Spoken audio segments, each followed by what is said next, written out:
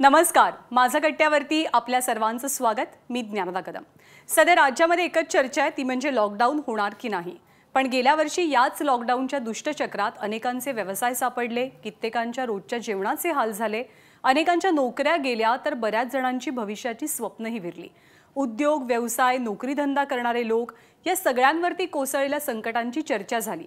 पण महाराष्ट्राच्या लोकसंस्कृतीचा अविभाज्य भाग असलेल्या तमाशा कलावंतांचे या दरम्यान झालेले हाल, किंबहुना आत्ताही त्यांचे होत असलेले हाल, त्यांच्या मागण्या, त्यांच्या गरजा हे सारं काही उपेक्षितच राहिलंय।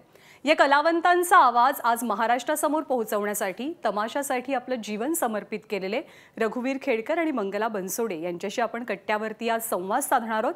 नमस्कार, तुम्हा दोघांचं मनापासून स्वागत। नमस्कार।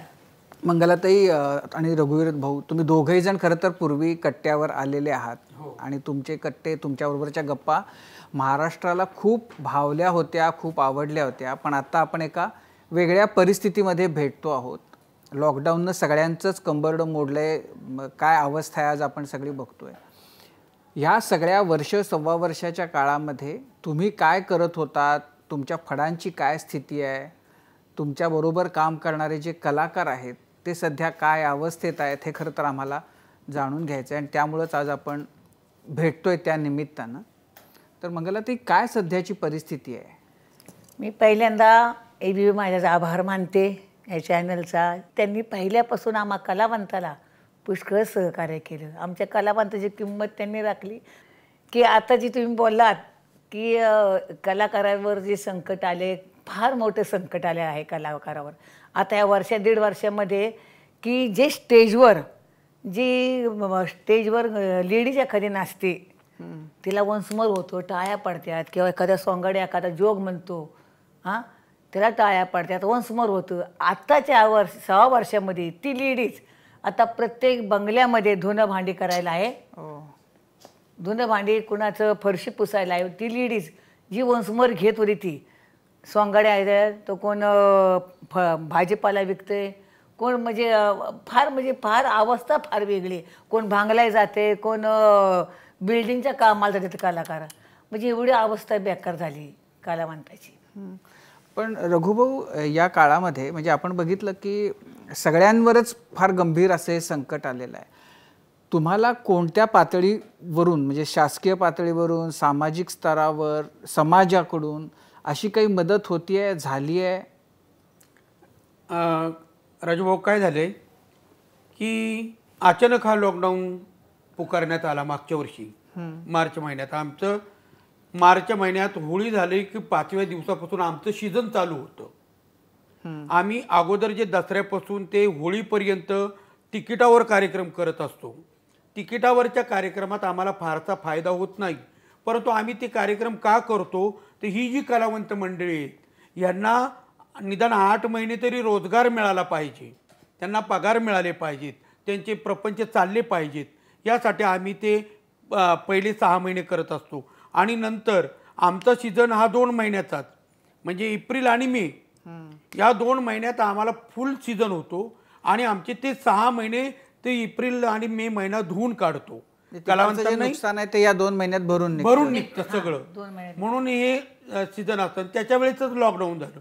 लॉकडाऊन झाल्यावर काय करावं कळेना, संपूर्ण जगावरच जर संकट आलेलं आहे तर आपण सरकारला विटीस कसं धरणार, म्हणून आम्ही गप्प बसलो। 2 महिने आम्ही काहीच बोललो नाही, काही नाही। त्याच्यानंतर मात्र जसं जसं वाढत चाललं तशी तशी भीती वाटत चालली की आता आपलं चालू होतं की नाही, आणि मग सरकारांना निवेदन देणं, त्यांना सांगणं, असं आमचे प्रकार चालू झाले। मग सप्टेंबर महिन्यात आमची कुणी दादच घेईना। मग सप्टेंबर महिन्यात मी 21 तारखेला उपोषण केलं विठाबाई नारायणगावकर यांच्या पुतळ्यासमोर नारायणगावला। आणि मला सांस्कृतिक कार्यमंत्री अमितजी देशमुख साहेबांनी फोन करून सांगितलं की रघुभाऊ, तुमची आम्हाला गरज आहे आणि तुमच्यासारख्या वयोश्रेष्ठ मंडळींनी उपोषण करू नये, तुम्ही मुंबईला या, तुमच्या काय समस्या असतील त्या आम्ही नक्की त्या समस्येवर काहीतरी तोडगा काढू। मग मला 23 तारखेला त्यांनी बोलवल्यानंतर आम्ही सगळेच जण गेलो। आमच्या 2 संघटना आहे, एक अखिल भारतीय तमाशा परिषद नारायणगाव आणि एक महाराष्ट्र राज्य तमाशा फडमालक कलावंत विकास महामंडळ, ही दोन्ही संस्था तिथे गेल्या।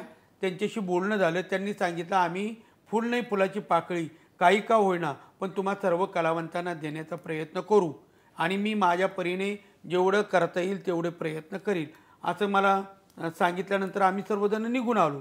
त्याच्यानंतर पुन्हा काहीच नाही 2-2.5 महिने, कारण त्यांच्याही मागं त्यांची कामं आणि हे जास्त फापवलं. त्याच्यानंतर थोडं कमी झालं, मग सगळ्यांना सूट झाली. शहरं चालू झाली, एसट्या चालू झाल्या, रेल्वे चालू झाली, विमानसेवा चालू झाली, सगळं चालू झालं. आठवडे बाजार चालू झाले, नाटकं चालू झाली, सिनेमे चालू झाले, लावणींचे कार्यक्रम चालू झाले, कला केंद्र चालू झालं, म्हणजे सगळं चालू झालं. राहिला फक्त तमाशा. का तमाशा राहिला तर यात्रेला जत्रेला परवानगी नाही.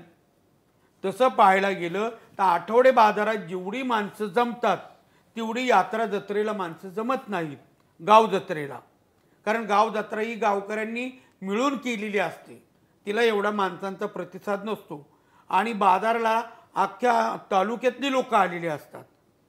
मग हे सगळं सरकारपर्यंत ही माहिती नसल्यामुळे सरकारने यात्रेंवरच निर्बंध घातला. आता या ज्या मोठ्या यात्रा आहेत, जिजुरीची यात्रा, घोडेमाळेगावची यात्रा किंवा पंढरपूरची यात्रा, त्र्यंबकेश्वरची यात्रा, पैठणची यात्रा, हे ठीक आहे, इथं लाखोनी पब्लिक येतं. परंतु तमासगीर ज्या यात्रेंवर जातात त्या यात्रेवर 3,000च्या पुढे समाज जमत नाही. तमाशाला रात्री 3,000 ते 3,500 पब्लिक जमतं, त्याच्यावर काही समाज जमत नाही. परंतु हे सरकारला माहिती नसल्यामुळं त्या यात्रेंवर जत्रेवर बंदी आली आणि त्याच्यामुळे तमाशा बंद पडला. तमाशा कोणापुढे सादर करायचा? आमची तयारी तर फुल होती. आत्ताही आम्ही 1 फेब्रुवारीला मंगला बनसोडे आणि रघुवीर केडकर आम्ही मिटिंग घेतली आणि आमच्या लोकांना सांगितलं की आम्ही पहिले चालू करतो, आमचं जर व्यवस्थित चाललं तर तुम्ही सगळेजण हळूहळू निघा. म्हणून आम्ही रेसल चालू केली. रेसलही झाली 10-15 दिवसाची आणि पुन्हा जमावबंदी झाली, पेशंट वाढले आणि पुन्हा 20-25 तारखेला ती माणसं घरोघरी पाठवली. आणि आता परिस्थिती तमाशाची एवढी नाजूक आहे की तमाशाचं पूर्ण कंबरड मोडलं आहे. 1 वर्ष कसं तरी आम्ही काढलं, पण आताही वर्ष कसं काढायचं, कारण दसऱ्याला आमचा सीझन चालू होईल. मग आता ही 7 महिने कसे काढायचे? मंगलताईने आता जर सांगितलं की जी मुलगी एका गाण्याला 5-5 वेळेस वन्स मोर घ्यायची ती मुलगी आज कुठल्या तरी बंगल्यात धुणं भांडे करते. जो सोंगाड्या स्टेजवर जाता क्षणी त्याचं नाव घेता क्षणी पब्लिकच्या टाळ्या गजर व्हायचा, तो सोंगाड्या आज रस्त्यावर भाजीपाला विकतोय, फळं विकतोय, कुठं मासळी विकतोय. म्हणजे एवढी वाईट परिस्थिती या कलावंतांवर आलेली आहे. अशा वेळेस सरकारने खूप मोठ्या प्रमाणात या तमाशाकडे, आणि तमाशाचे भाग आहेत 2. एक आहे संगीत बारीचा तमाशा जो कला केंद्रात चालतो तो, आणि एक आहे हा ढोलकीचा फड. ढोलकीच्या फडात पुरुष कलावंत जास्त असतात, महिला कलावंत कमी असतात. आणि संगीत बारीच्या कार्यक्रमात महिला कलावंत जास्त असतात, पुरुष 1 किंवा 2 असतात. तर हे 2 तमाशाचे विभाग आहेत. आता मंगलताई आदरणीय पवार साहेबांकडे गेल्या होत्या, आम्हाला तुम्ही काहीतरी मदत करा. पवार साहेबांनी सांगितलं मी मदत केलेली आहे, मी 1.5 कोटी रुपये तुमच्या कलावंतांना वाटलेले आहेत, पण आमच्यापर्यंत 1 रुपया बी आला नाही. ते आमच्यापर्यंत नाही मिळालं, रुपया मिळाला आलाच नाही आमच्यापर्यंत काही. शरद पवारकडे गेले. मला असं कळलं की ते काय संगीत बारीच्या लोकांनाच गेले का? हो, संगीत बारीच्या लोकांना वाटले ते, पण वाटेनात का, तेही कलावंत आहेत, त्यांची उपासमार चालू आहे, त्यांनाही मिळालं पाहिजे. परंतु आम्ही जास्त भटके आहोत ना, आम्ही उन्हात शिजतो, पावसात भिजतो आणि थंडीत काकडतो, कारण आमचं जग कपड्याचं आहे, कपड्याच्या जगात वावरणारी माणसं आम्ही. आमच्याकडे तुम्ही पाहिलं पाहिजे. आमच्या समस्या जास्त आहेत.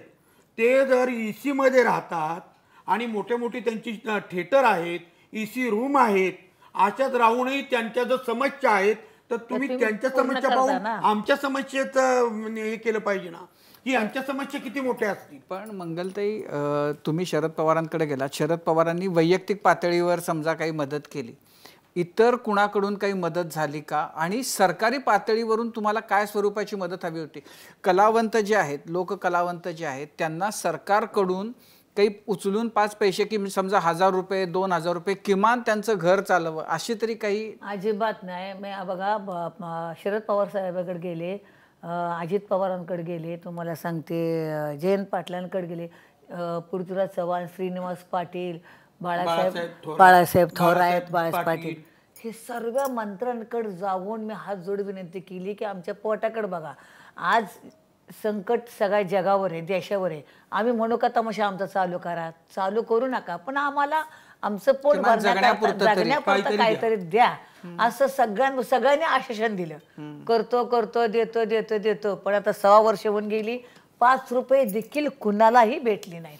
आपले जे फडाचे तमाशे आहेत, जे आता तुम्ही सांगितलं की 8 महिने बाहेर जातात, अशा तमाशांची संख्या आहे किती कलावंतांना याचा फटका बसलाय? आता असं आहे, 2 संघटना असल्यामुळे दोन्ही संघटनेचं म्हणजे भिन्न भिन्न हे आहेत आकडेवारी.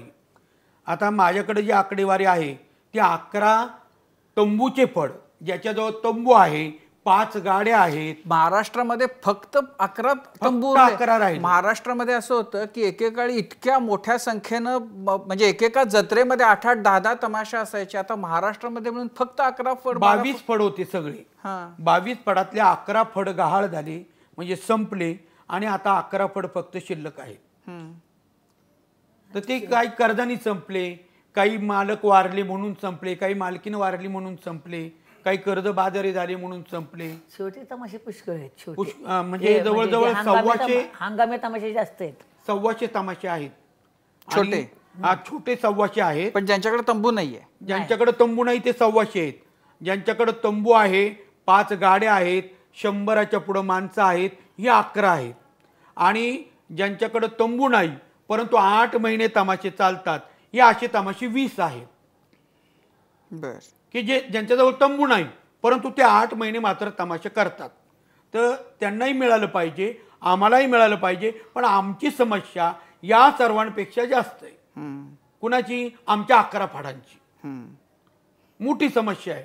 कारण ती साधारण एका तिकिटावर, म्हणजे एका ठिकाणी जर आम्ही तमाशा लावला तर आम्हाला पूर्वी पब्लिक यायचं 1800, 1900, 2000, 4000, 3000. आता ते पब्लिक येतं 500, 700, 300, 250. तुमचे तिकिटाचे दर काय असतात आता? तिकिटाचा दर 70 रुपये. अच्छा, 70 रुपये तिकीट.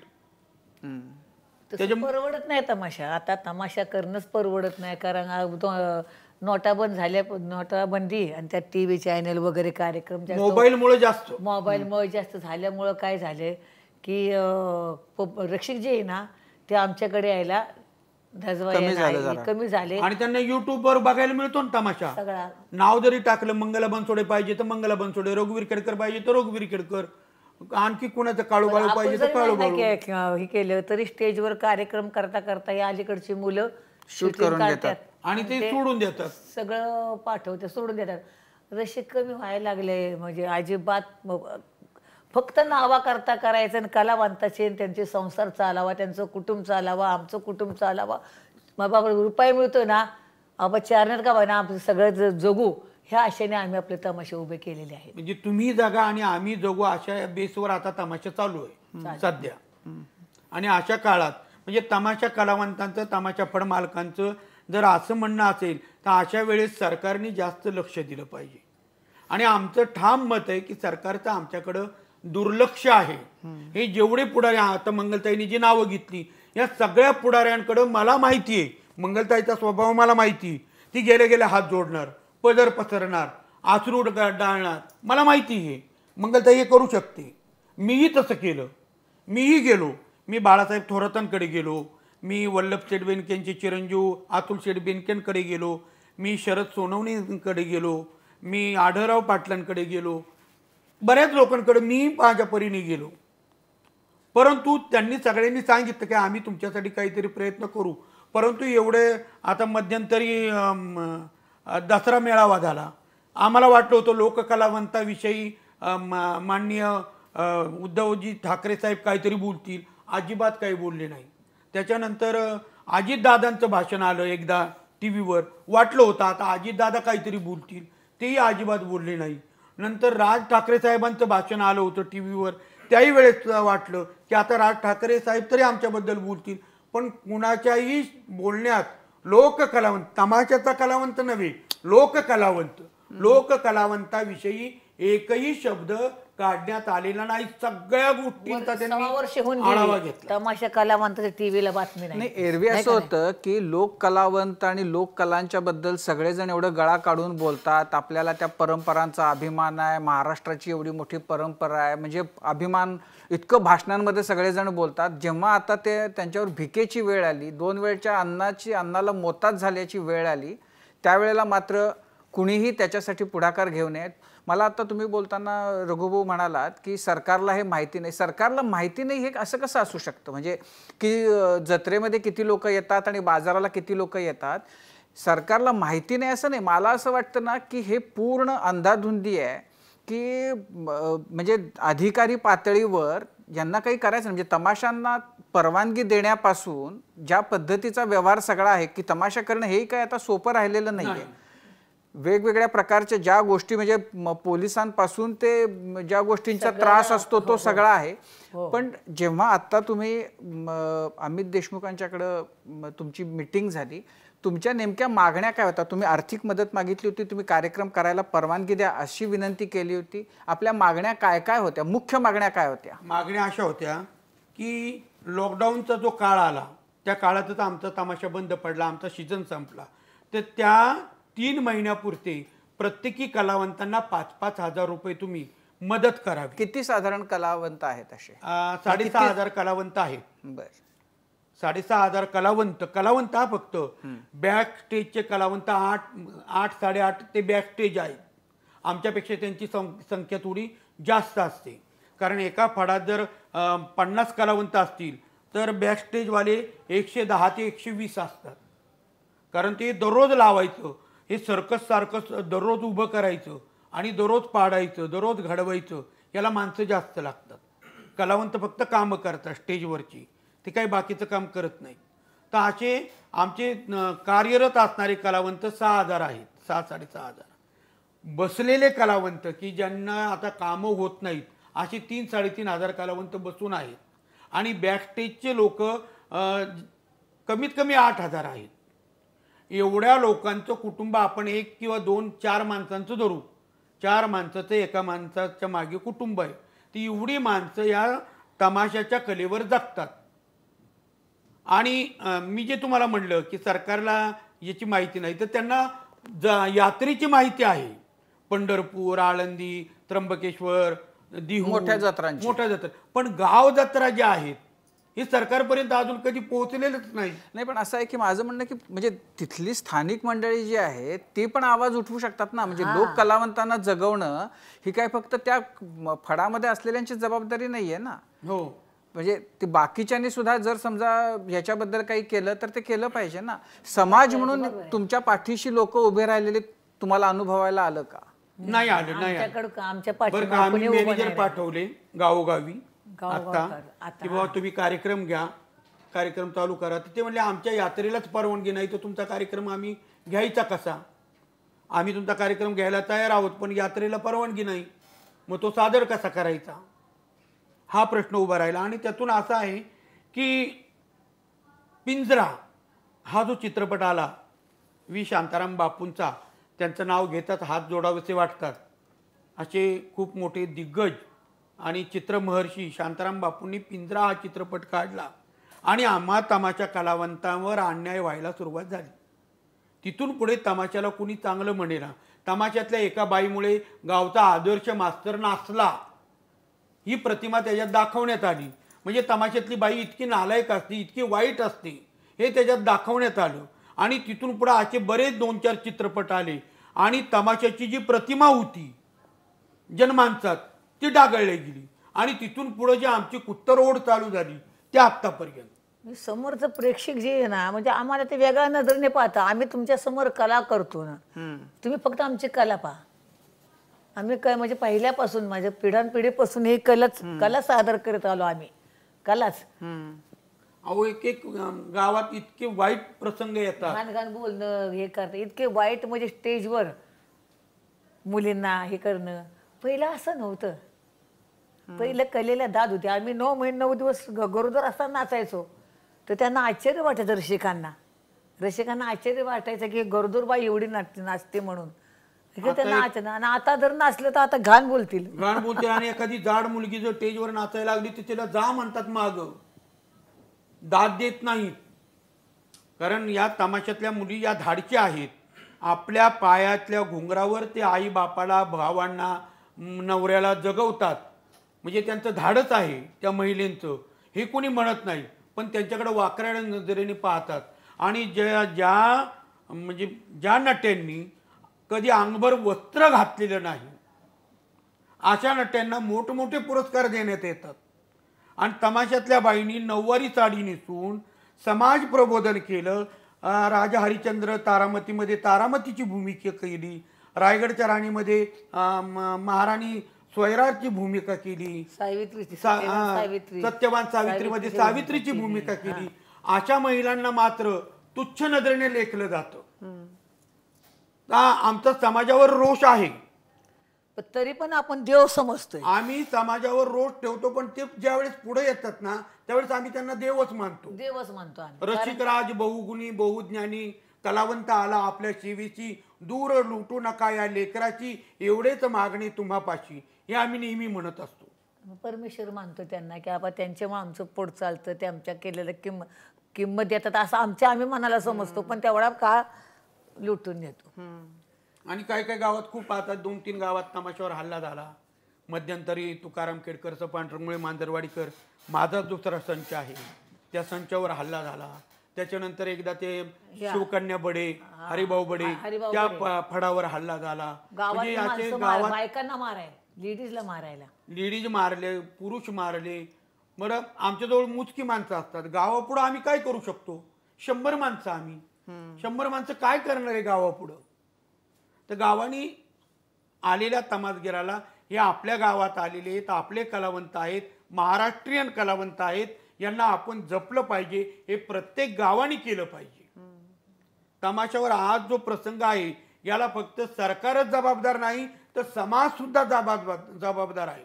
कारण तमाशातला कलावंत, तमाशातला व्हिलन आजही ज्यावेळेस पकडला जातो किंवा त्याला गोळी लागते किंवा त्याला चाकूनी भोकसला जातो, त्यावेळेस तो व्हिलन समाजाला म्हणतो, हे पहा रसिकराज, तुम्ही आता आमच्या भागात पाहिलं माझ्या हातून किती दुष्कर्म झाले, त्याचं प्रायचित्त मला मिळालेलं आहे. पण माझी तुम्हाला विनंती आहे की अशी दुष्कर्म तुमच्या हातून, कोणाच्या हातून घडू देऊ नका, एवढीच माझी तुम्हाला विनंती, असं म्हणतो. मग पडदा पडतो. म्हणजे आजही तमाशा कलावंत लोकशिक्षण, लोकजागृतीत कुठेही कमी पडत नाही. मग समाज आमच्याशी असं का वागतो? लोककला आहे. लोककला जीवन ठेवण्याकरता पेशवे काळापासून ही लोककला जीवन ठेवण्याकरता सरकारने थोडं आमच्याकडे लक्ष दिलंच पाहिजे ना. अजिबात सरकारचं लक्ष नाही की तमाशात काय चीज आहे त्यांना कळते का नाही. मला तेच काय की लोककलावंत म्हणजे त्यांच्या डोक्यात बसतं का नाही हे कळते. निदान महाराष्ट्रातले जे मंत्री आहेत, म्हणजे थोडक्यात सांगायचे पवार साहेब म्हणा, अजित पवार साहेब म्हणा, किंवा काय जयंत पाटील म्हणा, उद्धव ठाकरे साहेब, ह्यांना तर माहीत असेल का नाही. जरी केंद्र सरकारला माहीत नसेल पाहिजे, आमचे दिल्लीचे, पण ह्या महाराष्ट्राचे जे मंत्री ह्या लोकांना माहीत असेल ना आम्ही कलावंत म्हणजे काय. सगळ्यांनाच माहिती आहे. जेवढे मंत्री आहेत त्यांना सगळ्यांना माहिती तमाशा म्हणजे काय. तुम्ही अजिबातच लक्ष, तुम्ही सगळ्याला मदत केली, सगळ्यांना मदत केली, सगळ्यांना. तमासगिरी एवढा म्हणजे गावाच्या बाहेरचा आहे का? तो माणूसच नाही का? का असं आमच्याबद्दल का असं? आम्ही असं काय केलं? आम्ही महाराष्ट्राची संस्कृती जपली, हा आमचा दोष आहे का? आम्ही गावोगावी फिरून कला सादर करतो, हा आमचा दोष आहे? तुम्ही आमच्या महिलांकडे कलावंत या नजरेने पहा, तिचं चरित्र पाहू नका. कारण तिला तिचं घरदार पोसायचंय. ती आता झाशीच्या राणीसारखी लढते, तुम्ही तिच्या चरित्राकडे जाऊ नका. ती काय धाडस करते, ती आपलं मनोरंजन कसं करते, ती आपल्याला दिलेल्या 1-1 रुपयाचा मोबदला आपल्या पदरात टाकण्याचा कसा प्रयत्न करते, याच्याकडे पाहिलं पाहिजे. चारित्र्याचा मुद्दाच येत नाही माझ्या मते. चारित्र्य कुणी कुणाचं बघावं आणि कुणी कुणाचं तपासावं. तुम्ही 1 बोट दाखवता तेव्हा 4 बोट तुमच्याकडे असतात, हे प्रत्येकानं लक्षात ठेवलं पाहिजे. त्यामुळे तुम्ही तमाशा कलावंतांच्या चारित्र्याच्या बद्दल बोलण्याचा तर कुणालाच अधिकार नाही. आणि बोलताच आहे, तमाशाबद्दल वाईट बोलतात, खाली बोलतात. आम्ही नाचायला समजा स्टेजवर गेलो तर नाचणारी म्हणतात, ही नाचणारी आली बघा ह्या हे. पण एखादी नटी जर आली समजा, ही नर्तकी आली, एवढा म्हणजे एवढा फरक आहे. आम्हाला नाचणारे म्हणतात, एखाद्या नटी आले की तिला नर्तकी म्हणतात.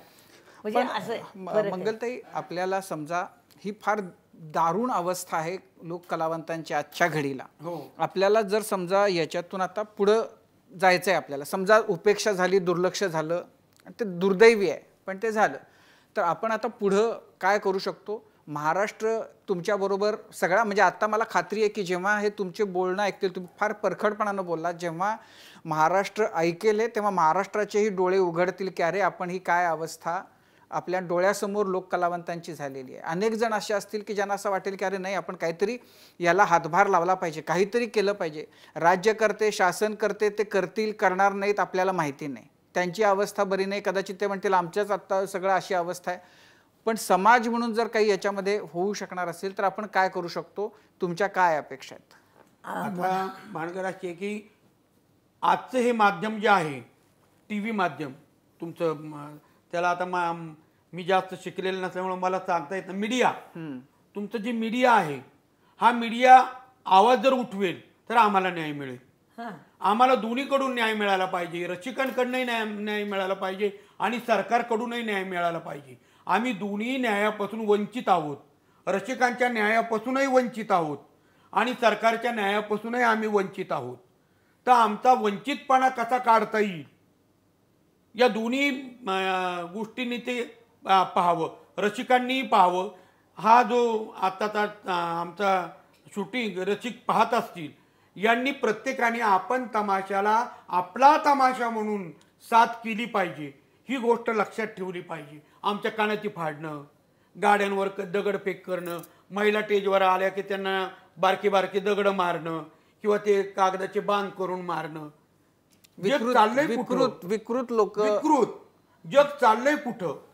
21व्या शतकाकडे जग चाललंय आणि आपण जर मोठ्याच्या बैलागत जर मागं आलो तमाशाच्या बाबतीत तर हा अन्याय फार मोठा. तमाशा कलावंतावरचा, म्हणजे फडाच्या तमाशा कलावंतावरचा अन्याय पहिला थांबला पाहिजे. दुसरा असं, या कलावंतांना लोक म्हणजे लॉकडाऊनमध्ये जी कलावंताची नुकसान झाली ती नुकसान एक भरपाई मिळाली पाहिजे. त्यातून आता आम्हाला उभं राहायचंय. आम्हाला उभं राहण्यासाठी प्रत्येक फडाला पॅकेज मिळणं खूप गरजेचं आहे. आमचं बंद झाले पॅकेज, म्हणजे याच्या अगोदर मिळत होतं आम्हाला, 3 वर्षांनी मिळत होतं. 17ला शेवटचं पॅकेज मिळालं आणि त्याच्यानंतर ते बंद झालं. आदरणीय विलासजी देशमुख साहेब यांनी ते पॅकेज तयार केलं होतं आणि मोठ्या फडाला 6 लाख रुपये अनुदान आणि 2 लाख रुपये भाग भांडवल, याने आमचं काही होत नाही, परंतु तेवढाच आम्हाला आधार. आम्ही याच्या पलीकडे गेलेलो आहोत. 25 लाख रुपये लागतात तमाशा बाहेर. आज मी या कॅमेरा पुढे सांगतो, या कॅमेऱ्या समोर सांगतो की माझ्या फडावर 1.25 कोटी रुपये कर्ज आहे आणि त्याला टक्केवारीचं व्याज आहे. मग या तुमच्या 6 लाखांनी माझं काय होणार आहे? परंतु तेवढाच तुमचा आधार की सरकारची आम्हाला साथ आहे. आज मंगला बनसोडेवर कर्ज आहे, मंगला बनसोडेकडे जमीन आहे, जुमला आहे, सगळं आहे, पण तिच्यावर कर्ज आहे. तसे आमचे जे फड आहेत, हे जे 7 महिने चालतात, हे सगळे कर्ज बाजारी, सगळे कर्ज बाजारी आहेत. आता म्हणजे आता सावकार लोक कोणाला झोपू देत नाहीत, सारखे पण फोन मला सांगा की तुम्हाला बँकांच्याकडून कर्ज नाहीत का मिळत? बँकेकडनं कर्ज कशावर देतील? ते आमचं सगळं कागदी आहे ना. मी मागं एकदा प्रयत्न केला बँकेकडनं आम्हाला कर्ज मिळावं, पण ते म्हणतात द्यायचं कशावर? तुमच्या गाड्या जुन्या आहेत, त्याच्यावर कर्ज मिळू शकत नाही. तुमच्याजवळ स्थावर मालमत्ता नाही की त्याच्यावर आम्ही तो कर्ज द्यावं. तुम्ही मॉर्गेज काय कराल कर्ज देताना?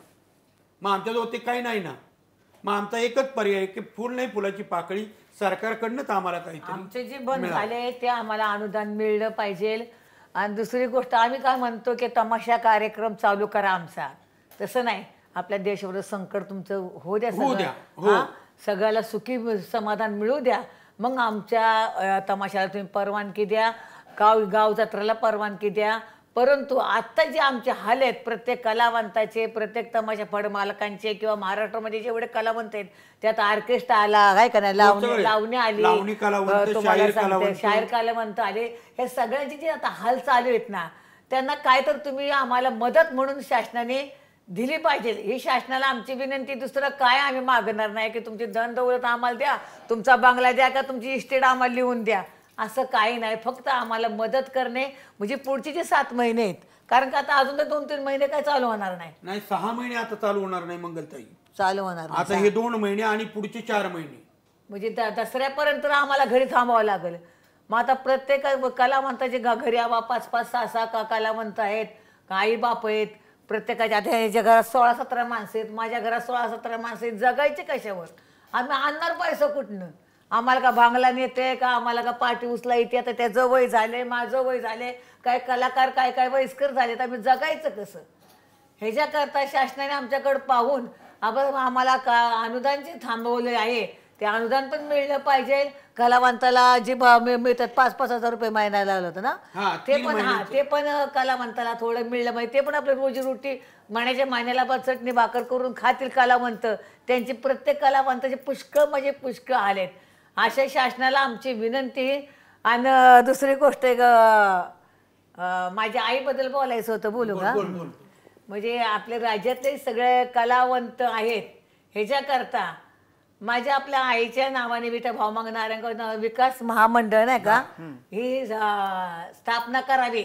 म्हणजे आपला सगळ्या आम्ही मागणी केलेली आहे दोन्ही संघटनेने विठाबाई महामंडळ स्थापन करा, जेणेकरून जेवढे लोक कलावंत, शाहीर, तमाशा कलावंत, भारुड कलावंत, तुम्हाला सांगतो जागरण गोंधळावाले कलावंत, बँडवाले कलावंत, ढोलकीच्या फडातले कलावंत, संगीत बारीच्या कलावंत, या सगळ्यांना त्या मंडळातून आर्थिक सहाय्य मिळेल. दरवर्षी ते करू शकतात, फिरू शकतात. आमची क्षमता अशी आहे की आम्हाला तुम्ही जर या वर्षी 25 लाख रुपये दिले तर आम्ही चैत्र महिन्यापर्यंत ते 25 लाख रुपये तुमची फेडू शकतो, अशी आमची क्षमता आहे. परंतु आम्हाला कोणी कर्जच द्यायला तयार नाही. आई पवार साहेबांच्या कानावर घातलं होतं मी, आहे का नाही? आणि त्यांनी सांगितलं होतं. म्हणजे ज्यावेळेस मी, मंगलताई, मालती इनामदार, आम्ही ज्यावेळेस त्यांच्या समोर गेलो त्यावेळेस त्यांनी सांगितलं तुमचं आम्ही काम करू पण थोडासा उशीर लागेल. परंतु आता फारच आमच्या नरड्याला आलं. पण मंगलताई, आता तुम्हाला प्रश्न विचारला गेला होता की समाजाकडनं तुमची काय अपेक्षा आहे, तर तुम्ही म्हणाले की एक प्रतिष्ठा द्यावी कलेला, ही समाजाकडनं. पण आता परिस्थिती जर बिकट आहे तर आपण असा काही विचार करू शकत नाही का की खेड्यांमध्ये जत्रा असतात, जत्रेत तुमचे कार्यक्रम होतात, पण खेड्यापेक्षा थोडी मोठी जी शहरं आहेत तिथे काही कार्यक्रम जर करता आले जेणेकरून तुमचं जे चक्र आहे ते चालू राहील, असा काही तुम्ही विचार केलेला आहे का? मोठ्या शहरामध्ये आम्हाला वेळ मिळत नाही, जागा मिळत नाही कार्यक्रमाला. खूप मोठी शहरं, मी मुंबई पुण्यासारखी म्हणतही नाही, पण गावाजवळची शहरं, गावाजवळची जी शहर आहेत ना, शहराचं टायमिंग आहे 10:30 वाजताच. खेड्यावर टायमिंग 12 वाजेपर्यंत आहे, परंतु शहराचं टायमिंग 10:30 वाजता आहे. आणि तमाशाचं प्रेक्षक येतं 9ला. मग 1 तासात आम्ही तमाशा काय करणार शहरात? म्हणून शहरातला तमाशा ग्रामीण भागात गेला. आमची ती एक अट आहे की आम्हाला किमान 1 वाजेपर्यंत परवानगी मिळावी कार्यक्रमाला. कारण पब्लिक येतं आमचं 9ला, सर्वसामान्य पब्लिक असतं. आणि ते सगळं काम धंदा उरकून, शेतीचं काम उरकून घरी जाणार, जेवणार, खाणार आणि मग तमाशाला येणार. साधारण तो 9 वाजता घरातनं बाहेर पडतो, 9-9:30ला तो आमच्या तंबूत येतो. आणि लगेच 12 वाजता तमाशा सोडल्यावर तो नाराज होतो प्रेक्षक, पुढच्या वर्षी तो येत नाही त्या तमाशाला. मागच्या वर्षी अर्धाच केला, बरोबर नाही केला तमाशा. असं झालं म्हणजे पूर्वी 3 वाजेपर्यंत तमाशा व्हायची, पहाटे 3 पर्यंत. तुमचं सगळं मान्य आहे मला की तुमचा हे, पण आता काही तिकीट लावून थोडे दिवस जर तुम्ही कला तुमची वेगळ्या पद्धतीने सादर करू शकले आणि त्यावर तुम्हाला जर पैसा मिळू शकला तर असा काही तुम्ही सगळ्यांनी एकत्र येऊन विचार केला आहे का? तंबूच्या ऐवजी छोटे खाली थिएटरमध्ये, हॉलमध्ये किंवा असं काही? नाही, हॉलमध्ये आम्ही का जात नाही. आमची माणसं असतात 125. थिएटरच्या हॉलला मेकअप रूम असतात, इकडं 2 आणि इकडं 2. त्याच्यात आमचे लोक काही बसत नाही. पुन्हा प्रेक्षक 70 रुपयाचा तमाशा 200 रुपयाचा आणि 300 रुपयात बघणार नाही. कारण त्यांना माहिती 70 रुपये दिले तर 5 तास तमाशा बघता येतो. आणि थिएटरचं टायमिंग असतं 2.5 तासाचं किंवा 2.25 तासाचं. मग 2 तासासाठी तमाशाला 500 रुपये 400 रुपये देणं हे काही प्रेक्षकांना परवडत नाही. त्यामुळं ते थिएटरला येत नाही. आणि मग तमाशा थिएटरला लागला की 70 रुपयाचा तमाशा 500 रुपयात कसा बघायचा असा रसिक विचार करतात. म्हणून आमचे आर्थिक नुकसान होते थिएटरला तमाशा लागल्यानंतर. नाहीतर थिएटर सगळे उपलब्ध आहेत तमाशाला, परंतु तमाशे तिथं जात नाहीत ह्या अडचणीमुळे. आमचं ग्रामीण पब्लिक आहे, ग्रामीण पब्लिक शहरात येणार आणि 200 रुपयात तमाशा बघणार हे त्याच्या याच्यात बसत नाही, त्याच्या मेळामध्ये. त्यामुळं आम्ही शहरातले कार्यक्रम सहसा करत नाही. शहराच्या बाजूबाजूला जे खेडे आहेत ते खेडे करत असतो आम्ही, तालुक्यांचे सेंटर करत असतो, जिल्ह्याचे सेंटर करत असतो, परंतु ते मोजके जिथं तमाशा चालतो, जिथं तमाशाला प्रेक्षक येतो. आता मुंबईचा तमाशा हद्दपार झाला आहे. लोक म्हणतात मुंबईत आता जागा कुठं राहिल्या, आणि मराठी प्रेक्षक नाही राहिला मुंबईत तमाशा पाहणारा. तो इकडं बोरवली इकडं तिकडं गेलेला आहे. आणि मग मुंबईत आम्ही तमाशा कुणाच्या जीवावर करायचा. मुंबईत महिनाभर आम्ही कार्यक्रम करायचो, महिनाभर दिलाय रोड, माझगाव. आणि मुंबईमुळे काय व्हायचं, संपूर्ण महाराष्ट्रभर आमचा प्रचार व्हायचा आणि आमचे कार्यक्रम चांगले चालायचे. मुंबई बंद पडल्यामुळं आमचं 40% तरी नुकसान झालेलं आहे. मुंबईत शेवटचा तमाशा तुम्ही कधी केला होता, तुम्ही किंवा तुम्ही? मुंबईचा शेवटचा तमाशा मी केला 2000 साली. अरे बापरे. हो. मंगलताई तुम्ही? 2000 एकदाच आम्ही बाहेर पडलो संगत, दोघं संघच घडलं, दोघंच बंदच पडलो. म्हणजे बाहेर दोघे संगत बाहेर पडलो आम्ही. पण आता मुंबईत तमाशा बिलकुलच होत नाही. आमच्या गाड्या जुन्या आहेत, त्यांना आत सोडत नाहीत. मुंबईला गाड्यांची अडचण आहे. अधिवेशन केलं तेवढं आपण नाही. फक्त अधिवेशनला आम्ही एखादी नाटकाची गाडी घेतो, त्याच्यात कलाकार घेतो आणि इथे येऊन अधिवेशनचा कार्यक्रम करतो. वाशीला असतं, वाशीला अधिवेशन, तमाशा तमाशा महोत्सव. माझ्या आईच्या नावाचा पुरस्कार जे असतो ना ते करण्याकरता दरवर्षी असतात. यंदा नाही झालं नाही. 2 वर्षापासून हे असं झाल्यापासून ते बंद. तमाशा महोत्सव नाहीच आहे. हा. आणि आमची ABP माझा चॅनलला अशी विनंती आहे की तुम्हाला जेवढ्याही वेळेस हे दाखवता येईल तेवढ्या वेळेस हे दाखवा. आणि आमच्या व्यथा संपूर्ण महाराष्ट्राच्या कानाकोपऱ्यात 56 देशापर्यंत जाऊ द्यात की महाराष्ट्रातला कलावंत, लोककलावंत महाराष्ट्रातच उपेक्षित आहे, हे सर्वांना कळू द्या. एवढीच विनंती आहे आमच्या शासनाला की आमच्याकडे पहा, आमचं जे 2-3 वर्षाचं पॅकेज बंद पडले ते पॅकेज चालू करा, कलावंताला मदत करा. आणि ज्या टायमाला तुमचा करोना कमी होईल, आपल्या राज्यावरचं सगळं संकट दूर होईल, पण आम्हाला दसऱ्याच्या आत तमाशाला परवानगी द्यावी आणि गाव यात्रेला जत्रेला परवानगी द्यावी, एवढीच आमची विनंती आहे. तुमच्या खरं तर अडचणी म्हणजे आमच्या कल्पनेपेक्षा पण खूप मोठ्या आहेत. मला असं विचारायचं होतं की तमाशाचा एक कार्यक्रम लावायचा म्हटला तर साधारणतः खर्च किती येतो, आणि आत्ता जर तुम्हाला काही दिवसांनी काही महिन्यांनी परवानगी मिळाली तर तुम्हाला शक्य आहे का एक हाती तो कार्यक्रम उभा करणं, लावणं? म्हणजे मी फक्त तुमच्या तमाशापुरतं मर्यादित नाही बोलत आहे, आपण असा व्यापक विचार करूयात. तमाशाचा खर्च किमान दररोजचा खर्च 60,000च्या पुढं आहे.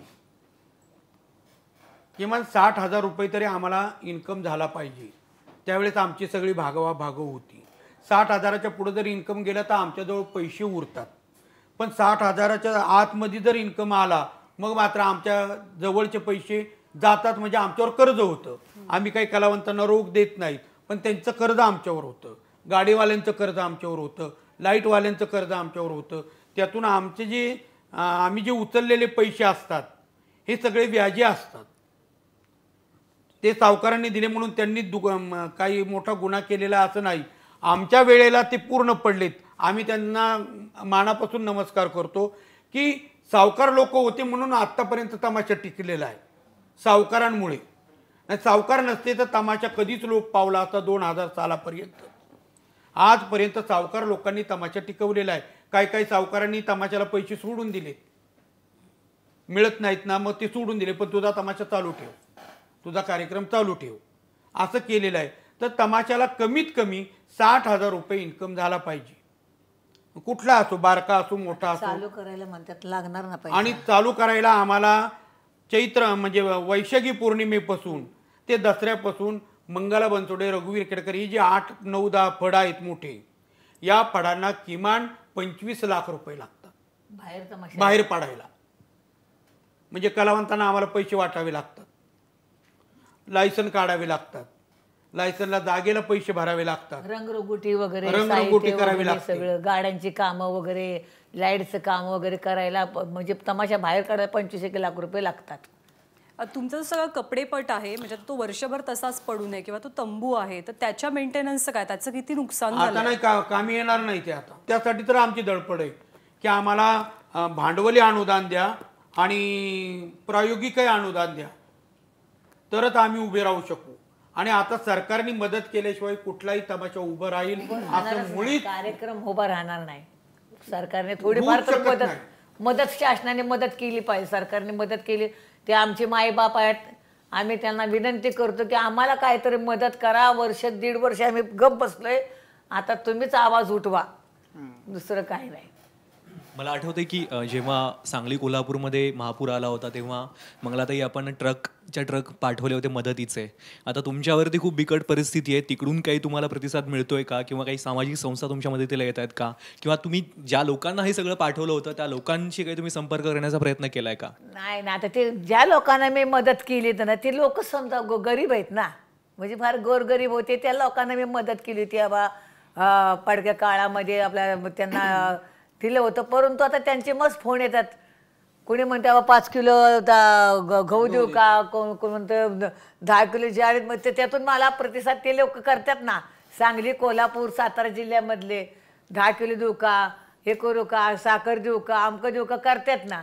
पण ते जरी घेतलं तर ते का पैसे पुरणार आहे का सांगा. बंगालाते, पण मला हेच विचारायचं होतं. मध्यंतरी आम्ही बातमी दाखवली की एका छोट्या 6 महिन्याच्या मुलीला 6 कोटी रुपयाचं इंजेक्शन हवं होतं आणि सगळ्या लोकांनी मिळून ते दिलं. तुम्ही इतके मोठे कलावंत आहे, इतक्या महाराष्ट्राला तुम्ही तुमची कला सादर करून मनोरंजन केलं आहे महाराष्ट्राचं. अशा काही फंडचा समाजाकडून ह्याचा विचार केला आहे का? तसं करता येईल का की जोवर तुम्हाला तुमची कला सादर करून तुमचा उदरनिर्वाह करता येत नाही तोपर्यंत महाराष्ट्राने तुम्हाला मदत करावी, असा काही फक्त शासना व्यतिरिक्त काही विचार करता येईल का?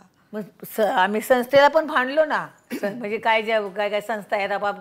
मी तर त्या शिर्डीला पण फोन केला होता, परत पंढरपूरला फोन केला. जेवढे संस्था आहेत का नाही ते सगळ्याला फोन केला होता. कसं आहे ताई, आमच्याकडे मुळात कुणी लक्ष द्यायला तयार नाही. कलावंत म्हणजे त्यांनी डोळ्याच्या आड फेकलेले आहे. रघुभाऊ, मुद्दा असा की आपण आता तुमच्या ज्या संस्था आहेत तर असं काही करता येऊ शकतं का की तुमच्या ह्या ज्या 2 संस्था आहेत की या संस्थांनाच जर समजा समजा माझी इच्छा आहे की मला आता हा कार्यक्रम बघून असं वाटलं की मला यांना उचलून काय समजा 10,000 रुपये द्यायचे, तर मग अशी काही व्यवस्था करता येईल का की या नावांनी जर दिली, असा काही फंड आपल्याला करता येईल का की ज्याच्यातून महाराष्ट्रातल्या सर्वसामान्य रसिक जो आहे, ज्याला असं वाटतं की अरे नाही, लोक कलावंतांवर अशी वेळ येणं हे फार दुर्दैवी आणि अत्यंत लाजिरवाणी गोष्ट आहे आणि आपण यांना प्रतिष्ठा आणि त्यांना सन्मानानं जगता येण्यासाठी आपण एक फंड उभा करूया, त्यासाठी मदत करूया, तर आपण त्यासाठी असा काही फंड वगैरे तयार करू शकतो का? आतापर्यंत तर नाही झाला, पण आता काळाची गरज आहे फंड उभा करणं. पण आमच्याजवळ भांडवल नाही. भांडवल फंड असा की ज्या नावावर लोक मदत करतील, या अकाउंटला पैसे भरा, या बँकेच्या खात्यामध्ये तुम्ही पैसे द्या. मला असं वाटतं की तुम्ही त्याचा विचार करावा आणि मग आपण महाराष्ट्राला आवाहन करू किंवा या कार्यक्रमातूनच आपण आवाहन करू की या कार्यक्रमाच्या शेवटी आपण काय समजा बँकेचे डिटेल्स वगैरे देऊया आणि ज्यांना असं वाटतं की आपण ह्या संस्थांना मदत व्हायला पाहिजे, तुमची जी संस्था आहे त्या संस्थेला जर मदत झाली तर ती सगळ्या कलावंतांपर्यंत, ती जास्तीत जास्त कलावंतांपर्यंत कदाचित पोहोचेल. कोणीतरी एकाने जर जबाबदारी घेतली तुमच्यापैकी आणि की तुमच्या त्या 11 संस्थांना वगैरे तुम्ही वाटाल, तर आपण तसा विचार करू शकतो. आमच्या 2 संस्था आहेत, या दोन्ही संस्थेचे अध्यक्ष यांना एकत्र करावं लागेल, एकी केली पाहिजे यांची, एकी झाली पाहिजे. आता काय होतं, थोडीशी भिन्नता असते, मत भिन्न आहेत, मतांची भिन्नता आहे, ते थोडंसं एकत्र करून मग तुमच्याशी संपर्क साधला पाहिजे. किंवा आता आमचा एकत्र आलो आहोत आणि आता आम्ही सर्वजण, आम्हाला सर्वांनी मदत करा, आम्ही सर्व कलावंतांना ती मदत पोच करू, असं करावं लागेल. दोन संघटना आहेत ना, एका जीवाने वागतील, एका जीवाने राहतील. आता आहे एकत्र आम्ही, मध्यंतरीच्या काळात आम्ही एकत्र आलो इथं आणि तेव्हापासून आमचे मतभेद थोडेसे बाजूला ठेवले आम्ही. का आता मतभेद करून काही उपयोग नाही. कार्य तर दोघांचं एकच चालू आहे, दोन्ही संघटनेचं काम एकच चालू आहे, फक्त भिन्न भिन्न पद्धतीने चालू आहे.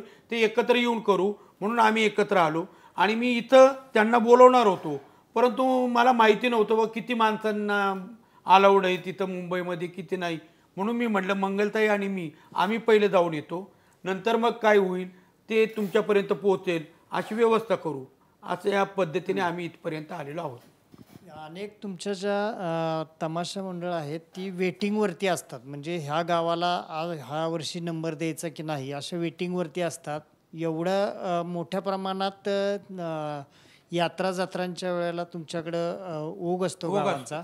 ही अशी अवस्था असताना तुम्ही गावाशी संपर्क साधला नाही का, की बाबा तुम्ही आता यात्रा च्या वेळेला जी काही वर्गणी काढाल त्यातली फुल नाही फुलाची पाकळी आम्हाला द्यावी ना, आम्हाला थोडंसं जपण्यासाठी आम्हाला जगण्यासाठी थोडंसं धैर्य द्यावं. आता काय झालंय, मॅनेजर लोक गावोगावी फिरले, परंतु भानगड अशी होती की तमाशा कलावंत तमाशाचा मॅनेजर याच्यावर विश्वास ठेवायचा कुणी, हा प्रश्न निर्माण होतो. आणि काही काही वेळेस काय होतं, आमच्याही लोकांकडनं काही चुका होत असतील, सगळ्याच चुका जनतेच्याच आहेत आणि आम्ही निकळक आहोत असं माझं म्हणणं नाही. आमच्याही लोकांच्या चुका होत असतील, परंतु त्याच्यावर विश्वास नसल्यामुळे गावकरी तमासगिरांना पैसे द्यायला नाही म्हणतात. आता आम्ही बऱ्याच गावांकडं पैसे मागितले, त्याच्यात मला म्हणजे माझ्या संस्थेचं सांगतो, मी बऱ्याच गावांना सूचना केल्या, पत्र दिली की आम्हाला काहीतरी तुम्ही मदत करा, तर मला फक्त 5-6 गावांनी मदत केलेली आहे. मंगलताई तरी तसंच आहे, तिला आपले 2-4 गावांनी मदत केलेली आहे. बाकी जे फड आहेत ते जवळचे जे मित्र आहेत ना आमचे, ज्या गावात आम्ही जाऊ ते मित्र, त्या मित्रांनी आम्हाला फक्त मदत केलेली आहे, गावाच्या गावाने आम्हाला मदत केलेली नाही. माझं झालं, माझं भागलं, त्याचं भागलं, परंतु कलावंताचं काय? पण समजा असं मला जर दिला आपला 10-12 किलो तांदूळ, कोणी गहू दिलं, कसं तर आम्ही आपलं ढकलत आणलं, पण बाकीचे कलावंत तर तसेच झाले, त्यांना कुठनं द्यायचं? मग आमच्यातच आम्ही द्यायचं. एखादा कलाकार आला माझ्यापाशी की मंगलताया माझे चूल पेटाना काय व्हायना, म्हणजे 10 किलो आले राशनचं तांदूळ, चला तुम्ही घेऊन जावा, असं त्याचं म्हणजे असं करत करत हे वर्ष ढकलले बघा आम्ही. दागिने मोडले, दागिने मोडले, हो, काही शिल्लक असेल ती वाटेला लावली. आज अशी पोझिशन आहे, आता सांगू नये एवढ्या माणसांपुढं सांगायचं कसं, एवढं आता महाराष्ट्र नव्हे तर संपूर्ण भारत हे बघतोय, जिथं मराठी भाषिक आहेत तिथं हे बघतात. मी सांगू कसं, परवा दिवशी माझ्या घरातला बंब, जो आंघोळीचा बंब असतो, तो बंब आम्ही मोडला घर खर्चासाठी. कुणाला सांगायचं आहे? रघुवीर खेडकरचं नाव खूप मोठं आहे. रघुवीर खेडकरला एका गावात 2-2, 2.5 लाख रुपये धंदा होतो. लोकांचं म्हणणं आहे रघुवीर खेडकर 2 लाख रुपये एका सुपारीची घेतो, रघुवीर खेडकरकडे लई पैसे. पण आज माझी परिस्थिती अशी, कारण मी लोकांना वाटलं ना, माझे जे कलावंत आहेत, माझे जे बिगारी आहेत, माझे जे ड्रायव्हर आहेत, किन्नर आहेत, स्वयंपाकी आहेत, मॅनेजर आहेत, यांना सगळं मी वाटलं ना, तीच अवस्था हिची झाली. 5-6 लाख रुपये कर्ज काढून वाटले. आता मध्यंतर फेब्रुवारी महिन्यात कारण चालू होतं ना कार्यक्रम वगैरे चालू होणारे.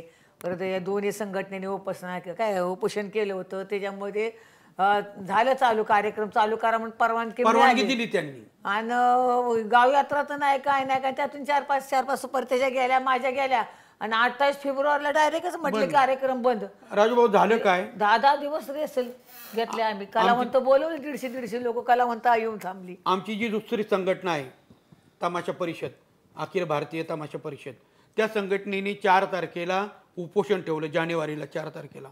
आणि त्या उपोषणाला अतुल शेठ बेनके आमदार त्यांनी येऊन ते उपोषण सोडवलं. त्यानंतर मुंबईला आम्हाला परत बोलवलं आणि आमच्याजवळ जार दिला की बाबा तुमचे कार्यक्रम तुम्ही चालू करा. परंतु तमाशाला जार दिला चालू करा आणि पेपरला आलं गावच्या यात्रा बंद करा. म्हणजे नाक दाबलं, तोंड उघडलं, श्वास घे नाही तर घास घे. आम्ही काय घ्यायचं, श्वास घ्यायचा का घास घ्यायचा? आम्हाला परवानगी दिली तुम्ही, परंतु दुसऱ्या बाजूने तुम्ही गावच्या यात्रा बंद केल्या. बरं, आमचं त्याच्याही तुमच्या विरोधात आमचं म्हणणं काही नाही. यात्रा बंद केल्या तर तुम्ही जनतेसाठी बंद केल्या, लोकांची जीव वाचावे म्हणून बंद केल्या. आम्ही तुमच्या संघ आहोत, परंतु आमचा विचार करा ना. आम्ही तुमच्या संघ आलेलो आहोत ना, मग आमचा विचार करा, असं माझं शासनाला म्हणणं आहे. चालू तर करायला लावलं, माणसं बोलवली, रेसल घेतली 15-20 दिवस, गुडघं फुटूस तर यांची रेसल झाली कलाकारांची. आणि पण 28 तारखेला सगळ्या सुपाऱ्याच कॅन्सल केल्या. गेले होते आमच्या दोघांच्या सुपाऱ्या कॅन्सल केल्या गाव. आणि आमच्या जीवावर बाकीचे फड निघणार होते. हे 2 फंड निघाले की मग आपण एक एक आता एक- हे एक- मागच्या एक- एक फेब्रुवारी निवडू. मागच्या फेब्रुवारी या आता गेलेलं मग सांगा आता मग आधी ते होते 5-6 लाख रुपये ते पण कलाकारला वाटले सगळं झालं रेसल घेतली सगळं झालं. मग आता कुठनं आणायचा पैसा आता मदत तरी कुठनं आणायचं कोण देणार आम्हाला मदत असं झालं का नाही. म्हणून मुंबईला आम्ही गेलो परवा दिवशी चौरे साहेबांकडे भेटलो ना साहेबांना. चौरे साहेब म्हणून संचालक आहेत त्यांनी बोलवलं होतं आम्हाला. मग आम्ही तिथं गेलो त्यांच्याशी वाटाघाटी केली बोलणं झालं. चौरे साहेब म्हटले आमच्या पद्धतीने आम्ही शासनापुढं मांडतो मग ते काय सांगतील त्या पद्धतीने तुम्हाला ते कळल. मग आता आम्ही त्यांची वाटच बघतो आहोत. परंतु आता त्यालाही जवळजवळ 20-22 दिवस झाले त्या गोष्टीलाही. चौरे साहेबांच्या मिटिंगलाही 20-22 दिवस झाले परंतु अजून काही आम्हाला बोलवणे आलं नाही. आम्हाला मिटिंगलाही बोलवलं नाही आणि कुठलेही मंत्री महोदय आमच्याशी बोलायलाही तयार नाहीत. म्हणजे आम्ही महाराष्ट्राचं असं काय केलेलं आहे. ताई तुमच्या घरापासून समोरूनच अनेक मंत्र्यांच्या गाड्या धावत असतात असं वाटलं नाही कधी कुठल्या तरी मंत्र्यांना त्या 2-3 धरावं तुमच्या घरात आणून दाखवावं काय पसारा पडलाय काय अवस्था झाली. अहो सगळं केलं मी म्हणते ना सगळं केलं विचारा त्याला सगळं सगळी जो एक मंत्री सातारा भागातला मुंबईतला पुण्यात एक मंत्री सोडला नाही. सकाळी अशी अंतरावरती हाकेच्या बसायचे पाटला सकड सांगलीला गेलो ते परत आढराव का काय यड्रावकर तिकडं गेलो करतो म्हटले पण काहीही केलं म्हणजे त्यांनी आम्हाला दुखवलं नाही. आम्ही तुमचं काम करतो नुसते आश्वासन दिले. हा फक्त म्हणाले पण मंगला आतापर्यंत केलं. पहिला मला एंट्री बाकीची लाईट श्रीनिवास पाटील म्हणा सगळं करतो पृथ्वीराज चव्हाण म्हणा सगळ्यांनी म्हटलं तुमच्या तर्फे तर आम्हाला द्या पुष्कळ पैसा आहे म्हटलं तुमच्या मंत्र्याच्या संस्थेतर्फे देता आम्हाला द्या. हा देतो म्हणले कुठलं काही नाही बघ काय. आम्हाला आहे ना 2 मंत्र्यांनी साथ दिली त्या काळात. एक विलासरावजी देशमुख साहेब आणि दुसरे RR पाटील. त्या टायमाला RR पाटील नसते तर तमाशा त्याच वर्षी बंद झाला असता. कारण त्यांनी सांगितलं जर म्हणे तमाशाची ढोलकी वाजणार नाही 10च्या पुढं तर मुंबईतनं विमान सुद्धा उडणार नाही 10च्या पुढं. असं ज्यावेळेस ते म्हणाले त्यावेळेस आम्हाला पर्यावरण खात्याकडनं 2 तास वाढून देण्यात आले आणि 10चं टायमिंग आमचं 12चं करण्यात आलं. परंतु 12च्या टायमिंगमध्ये पब्लिकला हे होत नाही. पब्लिकला रात्रभर तमाशा पाहायची सवय. वगनाट्य वगैरे सगळं दाखवावं लागतं ना रसिकांना. लोक म्हणजे गणगवळण रंगबाजी बघतात पण काही लोक असे असतात आमच्या वयाची माणसं की त्यांना वगनाट्य पाहिजे आणि नेमकं वगनाट्य लागायच्या वेळेसच कार्यक्रम संपतो. अशी आमची नुकसान झालेली आहे. मध्ये बाबा यांना 70-100 रुपये देऊन काय तमाशा अर्धवट दाखवा रसिक त्याच्यामुळे कमी यायला लागले ना वचकाय लागले ना लोक तिकीट काढायला. मग असाही आमच्यावर हल्ला झालेला आहे. चौकोनी म्हणजे कलावंतांनी जगायचं कसं हाच मोठा प्रश्न झाला. आणि लोककलावंताविषयी सरकारने दक्ष राहावं असं मला वाटतं. कारण लोककलावंतांची फार मोठी ताकद आहे. आणि ते पडळकरने पण आपल्याबद्दल चांगले बोलले ना. पडळकर आहेत ना ते हे जे कुठले आटपाडीचे ना ते काहीतरी तमाशा कलावंताबद्दल बोलले अधिवेशन मध्ये बोलले पडळकर. म्हणजे असं कुणीतरी थोडं बोलले त्यांना बोलायला चान्स नाही जास्त दिला पण कुणीतरी आवाज उठवला पाहिजे ना कलावंता करता आवाज उठवला पाहिजे सगळ्या मंत्र्यांनी म्हणा. आता सातारा भागात 4-5 मंत्री आमचे सातारा सांगली कोल्हापूर कलेचं माहेर घर आहे त्यांच्यातली पण कोणी आवाज उठवला पाहिजे का बाया कलावंताचं काय दशा चाललेली आहे. हा आता कोल्हापूरला जे आमचे कलापथक आहेत आमचे त्यांचे सर्वांचे संबंध आहेत त्यांचे पण लय हाल त्यांचे बी खूप हाल कलावंत कलापथक ऑर्केस्ट्राचे लय हाल चालू आणि जळगाव जिल्ह्यात नगर देवळा म्हणून गाव आहे तिथं शाहीर माझे मित्र आहेत शिवाजी पाटील. हा त्यांचे तर त्या शाहिरांनी सांगितलं आमच्या शाहीर लोकांचे खूप हाल चालू आहेत आमचे कार्यक्रम होत नाहीत. म्हणजे शाहिरांनी ज्यांनी महाराष्ट्र घडवण्यात ज्यांचा हात आहे त्यांचे सुद्धा हाल आहेत. म्हणजे प्रत्येक लोककलावंताचे हाल आहेत. जागरण मध्ये चालू होते ते जागरण आता बंद केले. ते जागरणही बंद झाले. म्हणजे देवाचा कार्यक्रम बँड चालू होते बँड बंद झाले. कीर्तन पण बंद आहेत. कीर्तनही बंद झाले. म्हणजे जे कलावंतच आहे ना ते साधन सगळं बंद केलं बाकी सगळं चालू. सगळं चालू आहे. चालू तुमच्या सभा चालू आहे, तुमचं बोलणं चालू आहे, तुमचे मिटिंगी चालू आहे, तुम्ही जिकडे तिकडे बसायचे भरपूर माणूस आहे, आता भरपूर आहे. आणि कुठं आमचं काय केलं? ते आम्ही बांगलादेश काय का कुठं तिकडं ते हे चालू आहे काय निवडणूक बंगालमध्ये बंगालमध्ये इतकी माणसं आता दिसतात टीव्हीत, इतकी माणसं, मग त्यांना कसं कोरोना होत नाही आणि आमच्या महाराष्ट्रातच कसा कोरोना फापडला एवढा? म्हणजे हे चाललंय काय नेमकं आम्हालाही कळना. हा आता कोरोना थांबल, उद्या कोरोना थांबल, परवा कोरोना थांबल, आम्ही आपली वाट बघतोय. 5-5, 6-6 महिने म्हटल्यावर जगायचं कसं? 8-8 महिने, वर्षभर तर तमाशा बंद केल्यानंतर आम्हाला दुसरं आमची इस्टेट आहे का, आम्हाला दुसरा धंदा आहे का, दुसरा बिझनेस आहे कलावंताला? चाळ बांधून आम्ही नाचणारे तुमच्या समोर. हा, आम्हाला काय जगायला काय? आणि आम्ही पाहतो तर तुमच्या मोठमोठ्या सभा होतात, तुमचे मोठमोठे भाषणं होतात, त्याला कितीतरी पब्लिक असतं आणि मग त्यावेळेस कोरोना होत नाही आणि गाव जत्रा 3,000ची तिथं कोरोना होतो तमाशा झाल्यावर.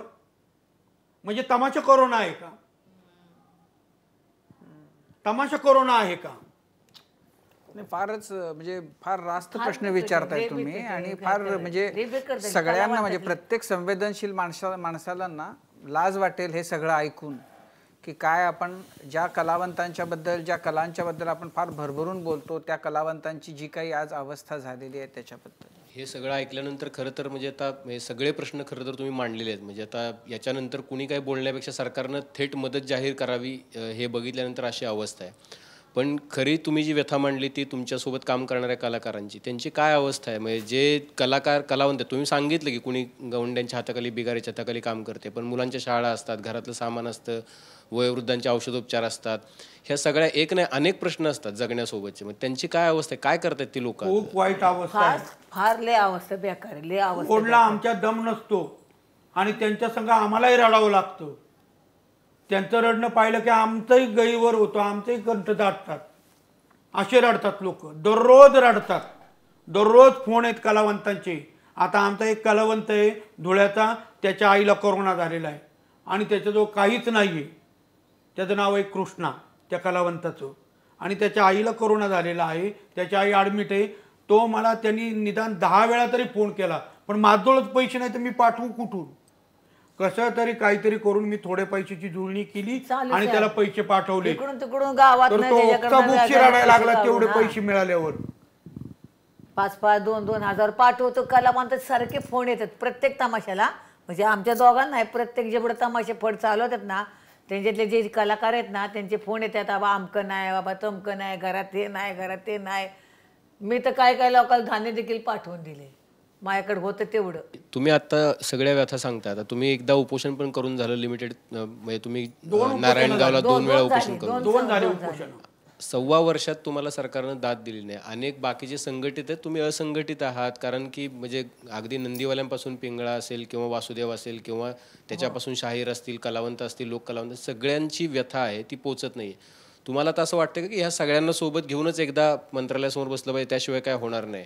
नाही, तसंच करावं लागणार आहे. हे पण ठरलं होतं आम्ही, आपण आझाद मैदानला आम्ही थांबणार होतो, मग उपोषण करणार होतो आझाद मैदानला येऊन.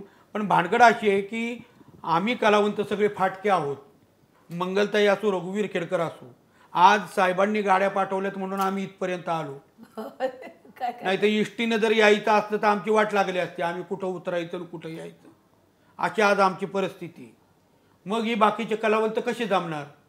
त्यांना यायला जायला गाडी खर्च पाहिजे, तिथला खर्च आम्हाला पेलवला पाहिजे. आमच्या संघटनेकडे पैसे नाहीत आझाद मैदानचा खर्च करण्यासारखे. या सगळ्या समस्या आहेत आमच्या पुढं.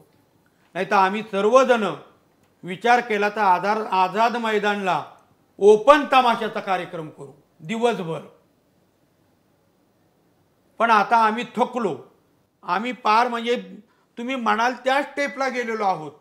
आम्हाला तुम्ही काहीतरी साथ करणं गरजेचं आहे. आम्ही पार म्हणजे मोडलो तोडलो पार, आम्हाला काहीच शिल्लक राहिलं नाही आमच्याजवळ. आणि आमची तुम्हाला हात जोडून विनंती आहे, मला माहिती आहे की एबीपी माझाची न्यूज, एबीपी माझाचा कट्टा हे सर्वजण पाहतात, सर्व मंत्री पाहतात, सर्व पाहतात.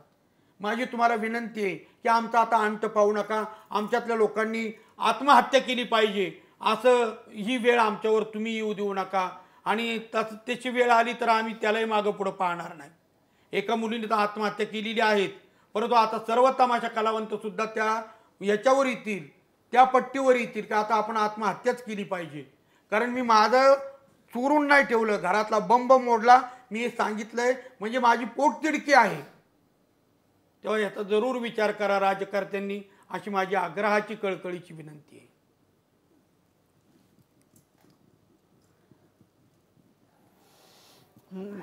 विषण्ण करणार आहे मंगलताई. तुमच्या डोळ्यात पाणी आहे, रघुभाऊच्या डोळ्यात पाणी आहे, माझ्याही डोळ्यात पाणी आलं हे सगळं ऐकल्यानंतर. आणि फार लाज वाटणारी गोष्ट आहे की जी अवस्था आपण कलावंतांची या महाराष्ट्रात झाली आहे. माझी खात्री आहे की महाराष्ट्र इतकाही कोरड्या पाषाणाचा नाही आहे की ते तुमच्यावरची ही जी कदाचित त्यांना माहिती नसेल, पण हे ऐकल्यानंतर ह्या वेळेतनं तुम्हाला बाहेर काढायला ते मदत करणार नाहीत.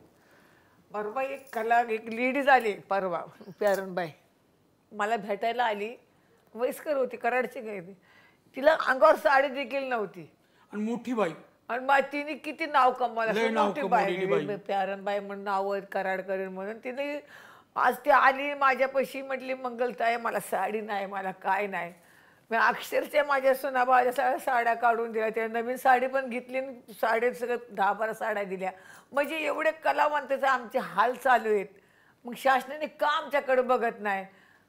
आता नाव आमचं आहे म्हणून मला मान्य, आता आम्हाला चांगलं कपडे घालून तिथे यावं लागलं चांगलं, तर पण आमच्या घरातली परिस्थिती काय आहे ते आमच्या देहाला माहिती. आता माझे स्वतःचे नातवंड तसं होतं, त्या आमच्या हाताखाली 100-150 कलावंत आम्ही जगवत होतो, त्यांना कामं. आता आमची नातवंड फिरतात घरा कामं बघण्याकरता. माझा मुलगा सेंटरिंग कामाला जातो राजू भाऊ, इतकी वाईट परिस्थिती.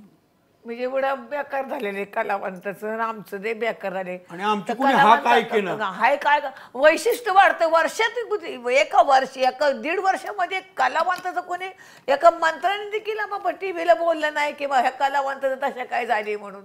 लय बिकट झाले बघा. आणि आज तुम्ही आम्हाला आज आधार दिला, आज आम्हाला इथं बोलवून घेतलं, तुमचे खरंच फार आभार आहेत, फार आभार आहे तुमचे की तुम्ही पहिल्यापासून कलावंताला तुम्ही साथ केली आणि इथनं पुढे कलावंताला देखील तुम्ही साथ करणार. तुम्हाला तुमचा माझं नुजय हे जे आहे ना, फार फार फार फार त्याला यश आले आणि यश येणारच. नाही मंगलताई आणि रघुभाऊ, मला म्हणजे मी महाराष्ट्राच्या वतीनं तुम्हाला शब्द देतो की कलावंतांना असं आम्ही उघड्यावर पडू देणार नाही. आणि जेवढी ताकद आहे त्या ताकदीनं आम्ही तुमच्याबरोबर राहू. आमच्यामध्ये जेवढी क्षमता आहे तेवढ्या क्षमतेनं आम्ही तुम्हाला मदत करू. फार दुर्दैवी वेळ आलेली आहे, पण ह्याच्यातून आपण सगळेजण एकमेकांचा हात धरून एकमेकांना या परिस्थितीतनं बाहेर काढू. आणि तुम्ही आलात.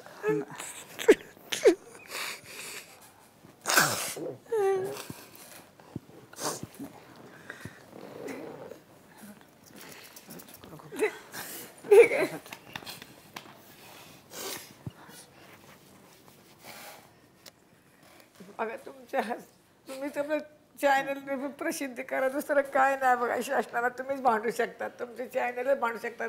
मला विश्वास आहे ही माझं म्हणजे महाराष्ट्रामध्ये देशामध्ये 1 नंबर चॅनल आहे. दुसरं काय नाही, आम्ही तुमचीच धाव घेतली बघा. मग यूट्यूबला वरडून कंटाळलो, सगळं फेसबुकला वरडून कंटाळलो, पण कुणी आमची दखल नाही घेतली, पण तुम्ही दखल घेतली.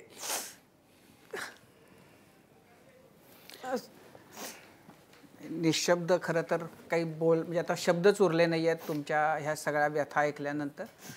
पण त्यामुळं माझी सगळ्या महाराष्ट्राला हात जोडून विनंती आहे की जी आत्ता भावना भाऊंनी आणखीन मंगलताईंनी व्यक्त केली त्याची आपण सगळ्यांनी खूप गांभीर्यानं दखल घेतली पाहिजे. आपलं कर्तव्य आहे की त्यांच्यावर आत्महत्या करण्याची वेळ येणार नाही, उपासमारीनं मरण्याची वेळ येणार नाही. मोठे मोठे कलाकार आहेत जे आज ज्याचं आत्ता रघुभाऊंनी आणि मंगलताईंनी सांगितलं की कुणी भांगलायला जाते, कुणी सेंटरिंगची कामं करते. मोठे कलाकारांवर ही वेळ येणं हे आपल्या सगळ्यांनाच अत्यंत लाजिरवाणी अशी अवस्था आहे. माझी ज्यांच्याकडं देण्याची ऐपत आहे अशा सगळ्यांना हात जोडून विनंती आहे की ही वेळ ज्या लोककलांचा, ज्या लोककलावंतांचा, त्या परंपरांचा आपल्याला खूप अभिमान आहे असं आपण फार छाती बडवून सांगत असतो, त्या कलावंतांवरची ही जी आत्ताची वेळ आहे फार बिकट वेळ आहे. ही वेळ टिकणार नाही आहे, पण आत्ताची परिस्थिती अशी आहे की जेव्हा त्यांच्या पाठीशी आपण सगळ्यांनी उभं राहणं हे आपली नैतिक जबाबदारी, कर्तव्य आहे. तेव्हा अशा वेळेला आपण त्यांच्या पाठीशी उभं राहिलं पाहिजे. तुम्ही राहाल सगळेजण त्यांच्या पाठीशी उभे, याच्याबद्दल माझ्या मनात काही शंका नाही. यापेक्षा खरं तर मला आता जास्त काही म्हणजे बोलायला मलाच शब्द उरलेले नाही आहेत असं वाटतं. नाही, खरं सर म्हणाले तीच आमच्या सगळ्यांची पण भावना आहे की आज खरंच कट्टा संपवताना काय म्हणावं, काय बोलावं यासाठी खरंच शब्द नाहीत. महाराष्ट्र इतकाही असंवेदनशील अजिबात नाही. कलासक्त महाराष्ट्र म्हणून आपण ओळख मिरवतो आणि ती ओळख अर्थात महाराष्ट्राला, महाराष्ट्रातल्या प्रत्येक व्यक्तीला जपायची आहे. ते सर्वजण तुमच्या कलाकारांच्या पाठीशी उभं राहतील ही आमची खात्री आहे. मी आभार तर अजिबात असं नाही म्हणणार की आभार, कारण खरं तर ही आमची जबाबदारी आहे की तुमच्या सगळ्यांच्या भावना आणि तुमच्या अडचणी महाराष्ट्रापर्यंत पोहोचवण्याची. सर्वजण निश्चितच तुम्हाला मदत करतील ही आशा बाळगून आजच्या कट्ट्यावरती आपण इथेच थांबूया. ताज्या बातम्यांसाठी पाहत रहा ABP माझा.